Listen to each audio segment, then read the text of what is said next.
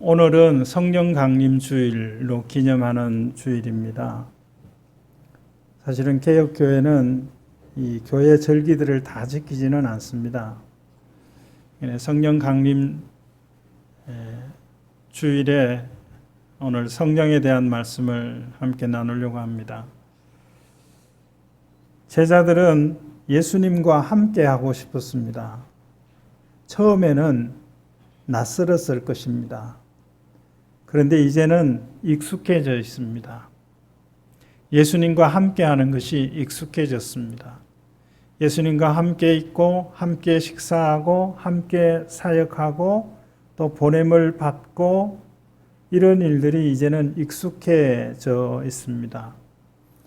익숙해져 있던 이러한 때 예수님께서 제자들에게 이렇게 말씀하십니다. 이제 내가 너희들을 떠나겠다라고 말씀합니다. 떠난다라고 하는 것, 떠나 보낸다라고 하는 것, 어떤 형태이든지 간에 우리의 한쪽 마음을 도려내는 것 같은 그런 심정이 아닐까 싶습니다. 제자들은 예수님께서 제자들에게서 떠나신다고 말씀할 때 이와 같은 심정이었습니다. 심지어는 분리불안 정세를 보였습니다. 분리불안 정세.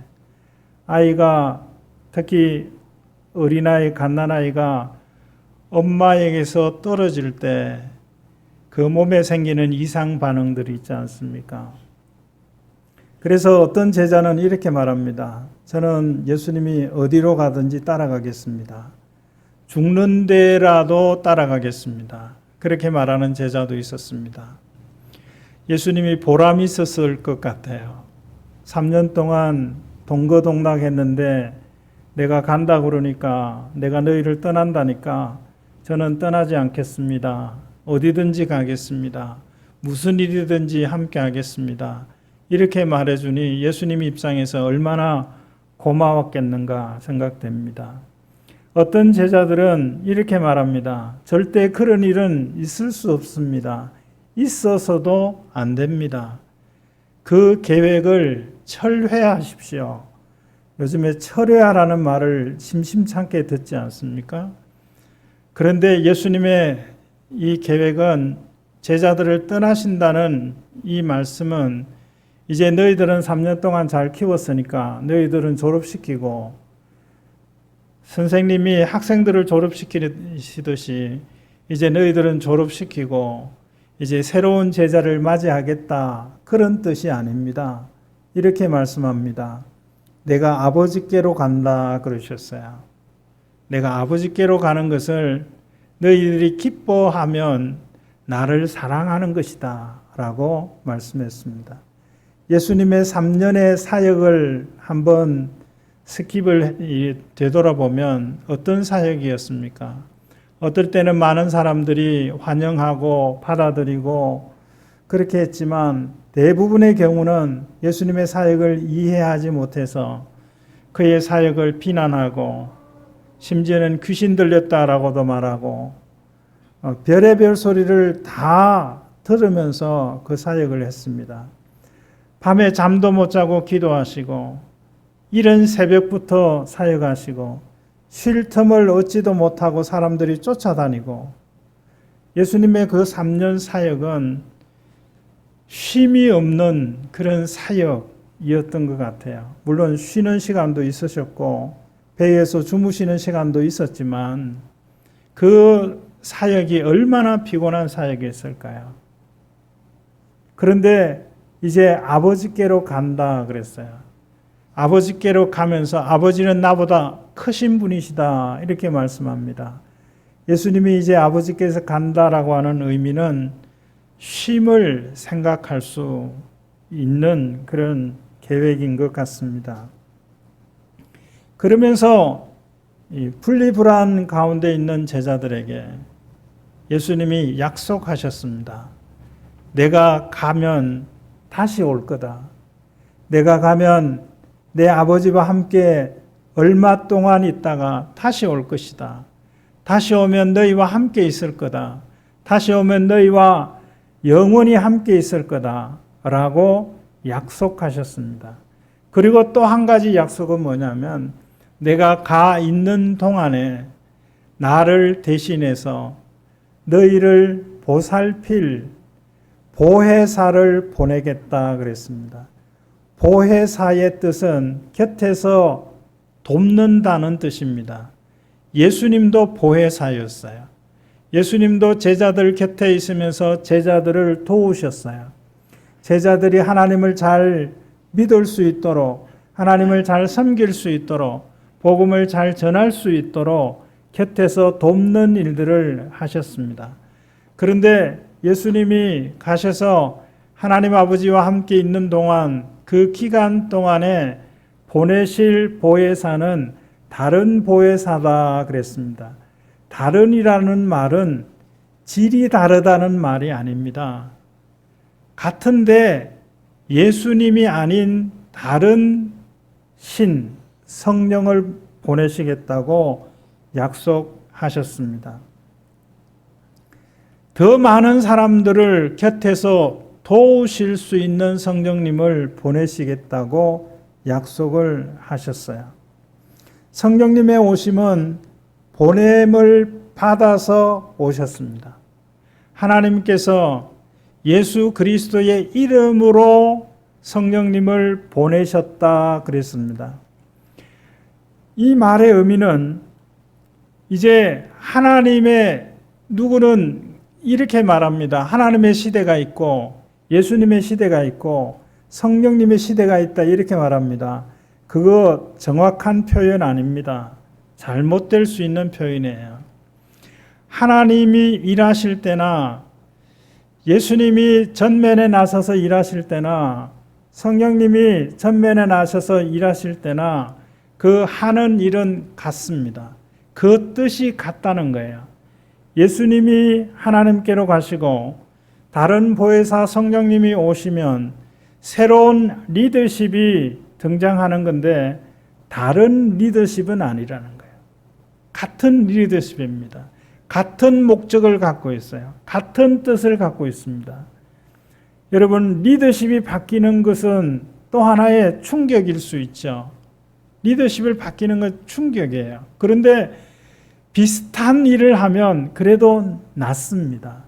그래도 완화될 수 있는 것이죠. 하나님이 일하실 때나 예수님이 일하실 때나 성령님이 일하실 때나 사실은 하나님이 일하실 때, 예수님이 일하실 때, 성령님이 일하실 때 이 표현은 정확한 표현이 아니라고 말씀드렸죠. 창조 사역도 하나님이 예수님이 성령님이 함께 하신 사역입니다. 그래서 우리가 우리의 모양대로 우리의 형상대로 사람을 만들고 그것은 성부 하나님, 성자 예수님, 성령 하나님이 함께 그 사역을 하셨어요. 그러니까 성령님이 오셔서 다른 보혜사로 더 많은 사람들 곁에 계셔서 돕는 일들을 하실 때 다른 목적을 향하여 그 일을 하시는 게 아니에요. 동일한 뜻을 이루기 위해서 일하시는 겁니다. 그러니까 그 리더십은 받아들이기 쉽고 낯설지 않는 그런 리더십이 되는 거죠. 내가 가면, 내가 가야 성령을 보낼 수 있다라고 하는 이 약속의 말씀, 이 약속의 말씀을 들은 사람, 듣고 믿은 사람들이 마가의 다락방에서 모였습니다. 예수님이 부활하신 지 50일쯤 되는 날에 그 모인 곳에 성령이 임했습니다. 성령이 임하여 각 사람 위에 임하였다. 성령님이 오셔서 각 사람 위에 임하셨습니다. 성령님이 이 예배의 장소에 오셔서 예배하는 각 사람 위에 임하시는 거예요. 각 사람에게 성령의 충만함을 주시는 거예요. 어떤 일이 일어났는가 하면 성령이 말하게 하심을 따라서 이제는 내가 하고 싶은 걸 하는 게 아니에요. 성령이 하게 하심을 따라서 하는 겁니다. 말하는 것도. 성령이 말하게 하심을 따라 말하는데 말하는 내용은 이겁니다.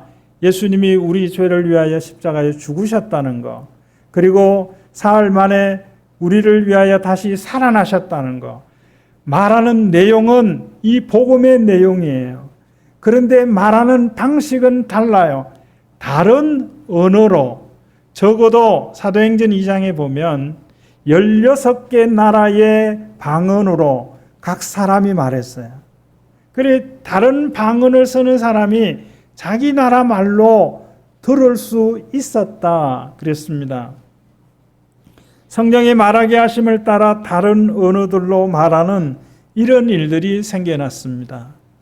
자, 오늘 말씀의 제목을 성령님 오심으로라고 적었습니다. 자, 성령님이 오심으로 말미암아 우리에게 일어나는 그리고 기대할 수 있는 일들이 뭔가 세 가지입니다. 알게 되는 것, 그리고 또한 성령님이 오심으로 우리가 기대할 수 있는 것은 알게 되는 일이 있습니다. 그리고 얻게 되는 일이 있습니다. 세 번째는 하게 되는 일이 있습니다. 첫 번째는 알게 되는 일, 무엇을 알게 될까요? 성령님은 진리의 성령이십니다. 진리를 아시는 분입니다. 진리를 전하시는 분입니다. 성령님이 우리로 알게 하시는 것은 진리입니다. 성령님으로 말미암아 진리를 알게 되면 거짓은 사라집니다. 우리 가운데 거짓이 사라집니다. 여러분 얼마나 많은 거짓 가운데 우리가 살아가고 있습니까? 진리의 성령이 오시고 진리의 성령이 진리를 알게 하실 때 우리는 진리 가운데 살아갑니다. 진리는 변하지 않습니다. 거짓은 변합니다. 변화무쌍합니다. 어디에 기준을 맞춰 살아갈 알 수가 없습니다. 그러나 진리를 알면 제대로 된 진리를 기준으로 삼아 살아가면 평안합니다. 언제나 평안한 거예요. 늘 같은 일을 하지만 지겹지 않습니다. 진리의 성령이 우리로 알아야 할 모든 것을 알게 하십니다. 알 수 있도록 가르치십니다. 잘 가르치는 선생님이 가르친다고 해서 그것을 배우는 학생이 다 알게 되던가요? 다 알 수가 없어요. 아무리 잘 가르치는 선생님이 그 내용을, 그 문제를 정확하게 파악하고 그것을 연령에 맞게, 수준에 맞게 가르친다고 해도, 개인 교수받듯이 가르친다고 해도 아무리 잘 가르쳐도 잘 배우기 어렵습니다. 그런데 성령님이 가르치시는 것은 잘 알게 배우는 거예요. 잘 알 수 있도록. 성령이 가르치시면 이 속에서 가르치는 거니까 어떤 매개체를 거치지 않고 속에서 가르치니까 언어의 매개체도 거치지 않고 속에서 가르치시니까 잘 알아듣는 겁니다.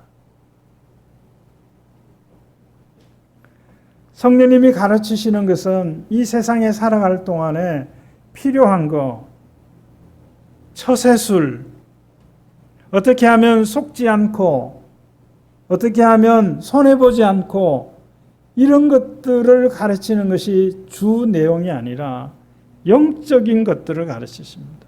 영적인 질서를 가르치십니다. 하나님을 가르치시는 거예요. 진리를 가르치시는 겁니다.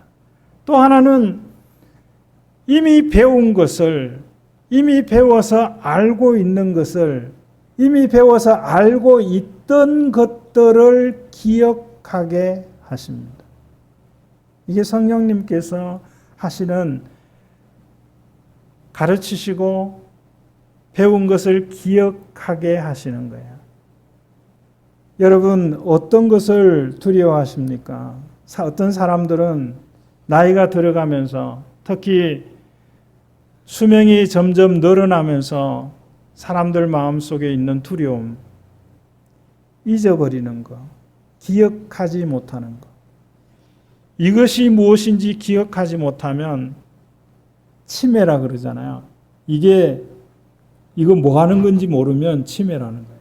이게 어디 있는지를 모르는 거는 기억이 약한 거지만, 그런데 나를 모르는 거예요. 여러분, 내가 나를 모른다고 생각해 보세요. 내가 나를 몰라요. 내가 누구인지를 모르는 겁니다. 심지어는 한국교회에서도 많은 영향력을 끼친 어른 중에도 그런 분이 있었어요. 얼마나 안타까운지 몰라요. 당신이 누군지를 몰라요. 수십 년 동안 그 엄청난 사역을 하신 분인데 자기를 모르는 거예요. 여러분, 내가 나를 모른다고 생각해 보세요. 지금 내가 나를 몰라요. 내가 여기 왜 있는지, 내가 누구인지, 내가 무엇을 할 수 있는 사람인지 그걸 모른다고 한번 생각을 해보십시오. 내가 하나님의 사랑을 받는 사람인데 그걸 모른다면 내가 나를 사랑할 수 있을까요? 예수님이 나를 위하여 죽으셨다는 사실을 내가 모른다면 내가 가치 있는 삶을 생각할 수 있겠습니까?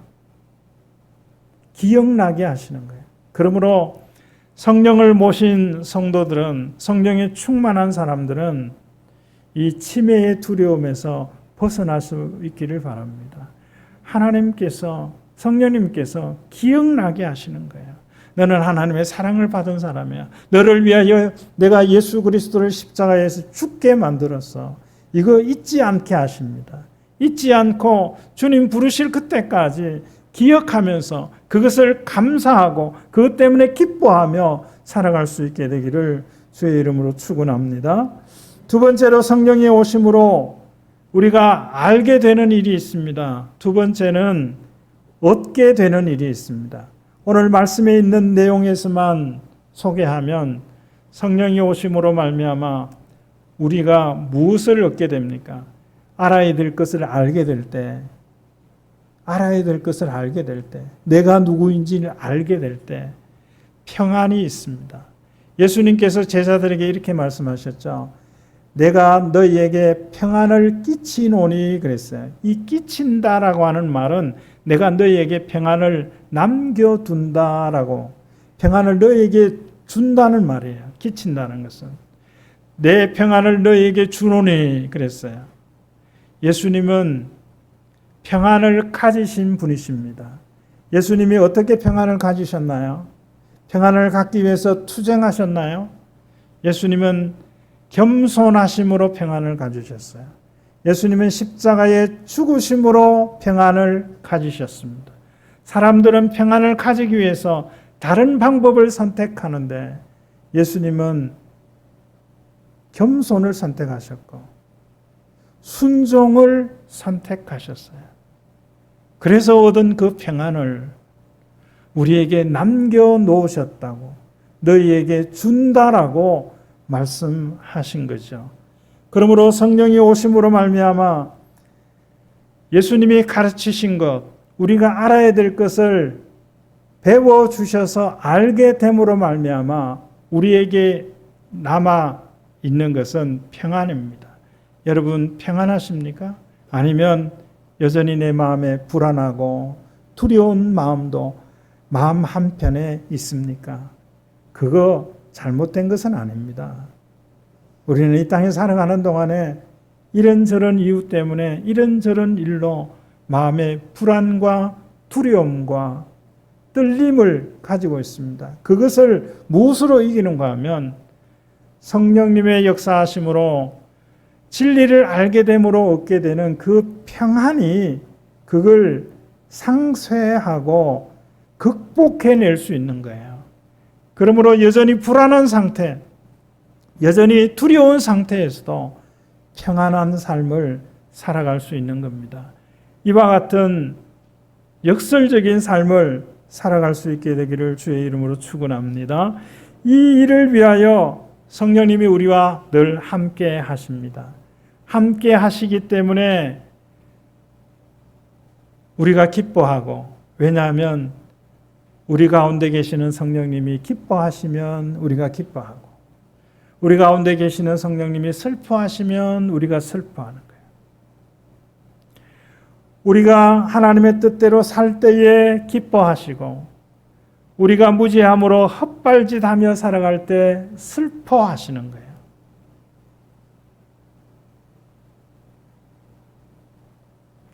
세상도 평안함을 주지 않습니까?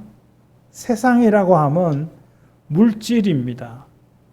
물질로 인한 평안함을 사람들이 찾기도 하고 누리기도 하지 않습니까? 지금보다 더 넓은 집, 지금보다 더 좋은 안전한 자동차, 더 좋은 음식, 더 좋은 사람들과 함께 살아가는 그런 환경 속에서 어느 정도는 마음의 평안함과 안정을 누리며 살아갈 수 있습니다. 그러나 그것은 사라질 수도 있는 것이다. 있다가도 없어지는 것이다 하는 것입니다. 그러나 성령님이 우리와 함께 계셔서 우리에게 주시는 평안함은 있다가 없어지는 것이 아닙니다. 여전히 있는 겁니다. 문제는 내가 그것을 보지 못하는 거예요. 내게 있는 주가 주시는 그 평안을 내가 보지를 못해요. 그리고 세상에서 주는 그 환난과 두려움, 그걸 보는 거예요. 그걸 앞세우는 거예요. 주님 주신 평안을 앞세우실 수 있기를 바랍니다. 예수님이 주시는 평안은 세상이 주는 것과는 다르다 그랬습니다. 예수님이 주시는 평안은 근심과 두려움을 사라지게 만드는 평안입니다. 성령님이 오심으로 알게 되는 것 중에 일어난 후의 일이 아니라 일어나기 전에 일어날 일을 말씀해 주시는 거예요. 이런 경험해 보실 수 있기를 바라요. 일어난 일은 뉴스 보면 알아요. 일어날 일, 물론 예보, 특히 비구름이 저쪽에서 우리나라까지 오는 그 시간, 이런 것들을 계산해 가지고 내일 비 온다 그러잖아요. 내일만 와서는 안 돼요. 지금 비가 많이 와야 합니다. 비가 와서 꿉꿉하고 비 맞아서 짜증나고 그렇더라도 비가 계속 와야 돼요. 너무 가뭄이 심해요. 하나님이 왜 이런 가뭄을 가끔 경험하게 하실까? 이런 생각을 해봅니다.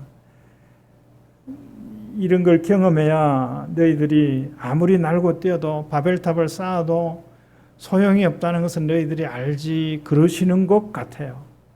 그러면 우리가 아무리 늘 흡족한 비가 내리고 충분한 햇빛이 내리고 필요한 것이 부족함이 없을지라도 없는 그런 상황이 되더라도 하나님 잊지 않고 살아가면 이런 가뭄 하나님이 굳이 주시지 않을 것 같아요.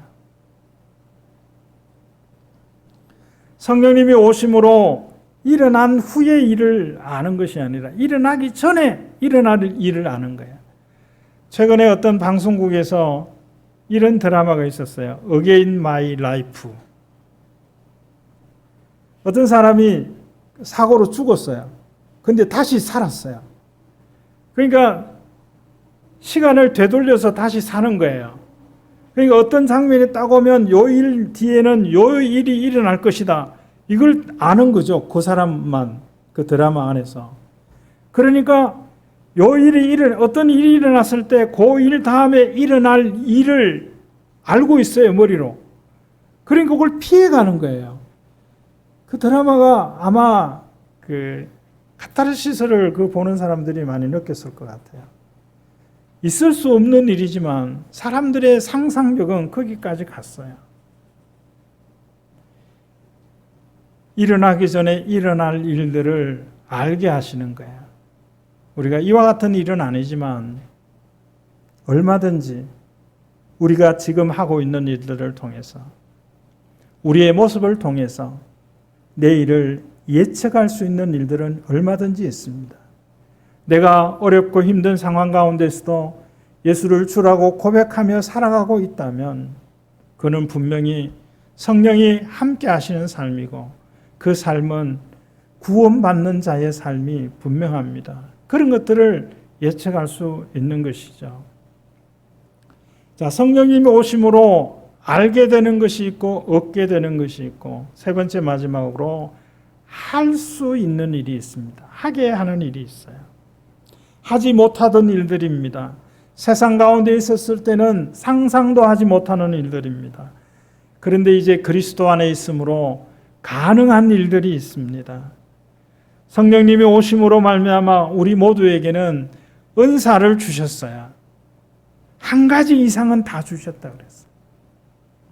은사는 영적인 능력입니다. 성령이 오심으로 우리가 할 수 있게 된 일, 오늘 말씀 가운데서 몇 가지 보면 28절에 보면 너희가 나를 사랑하면 내가 아버지께로 가는 것을 기뻐한다 그랬죠. 기뻐하게 하시는 거예요. 제자들이, 예수님이 제자들을 떠난다고 그러니까 슬퍼했거든요. 근데 이제 성령이 오시게 될 때 제자들이 예수님이 제자들을 떠난 그 사건을 기뻐하는 거예요. 아버지께로 간 그 사실을 기뻐하는 것입니다.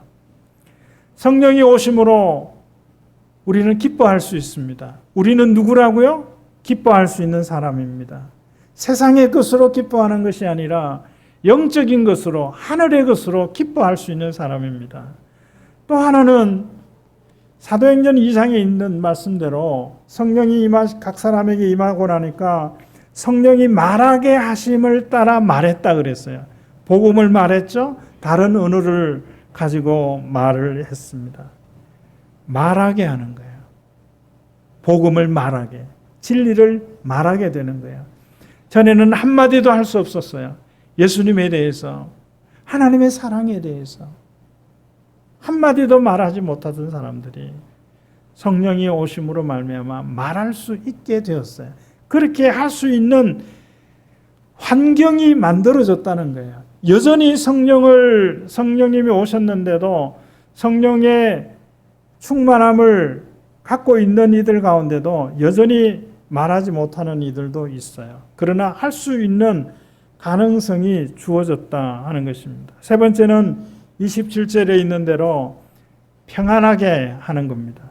평안을 너희에게 주노니 너희가 편안해라 그러셨어요. 그 다음에 일이 뭡니까? 편하게 하는 거예요. 사람들을 평안하게 하는 것입니다. 어떻게 하는 것이 평안하게 하는 겁니까? 잘못했으면 잘못했다고 말하지 않는 게 편안하게 하는 겁니까? 잘못해도 잘했다. 지난 월요일 날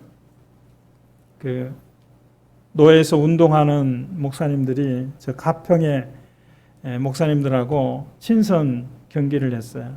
근데 우리 팀이 모일 때는 우리 코치가 너무 열심히 있어갖고 조금만 실수해도 막 뭐라 그래요. 그런데 거기는 이제 주장인지 뭐 코치인지는 잘 모르겠는데 뭘 해도 잘했다 그래요. 그래서 내가 가서 그랬어요. 진짜로 알아들어요. 제가 속으로 진짜로 알아들어요. 우리가 정말 잘할 때 잘했다는 말을 들을 수밖에 없다면 잘했다는 말을 얼마나 들을 수 있을까요? 격려하는 거잖아요. 우리에게 필요한 것 중에 하나가 격려 아닙니까? 잘하지 못했어도, 서툴었어도, 실패했어도 시도했다는 자체가 칭찬받고 격려받을 일 아닙니까? 평안하게 하는 거예요. 편하게 해주는 거예요. 내 존재 자체가, 내가 하는 말 자체가, 내가 하는 행동 자체가 가족들을 편안하게 합니까? 성도들을 편안하게 합니까?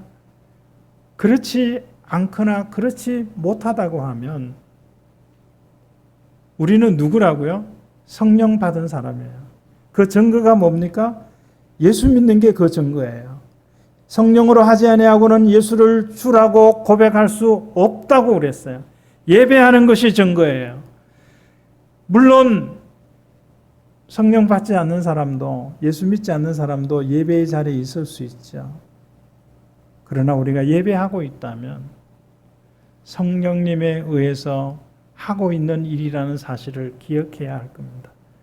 그러면서 성령이 오심으로, 성령 받음으로 말미암아 성령 충만함으로 할 수 있는 수많은 일들이, 기대할 만한 일들이 있다는 것을 기억하시고 지금보다 더 많은 일들을 하실 수 있기를 바라요.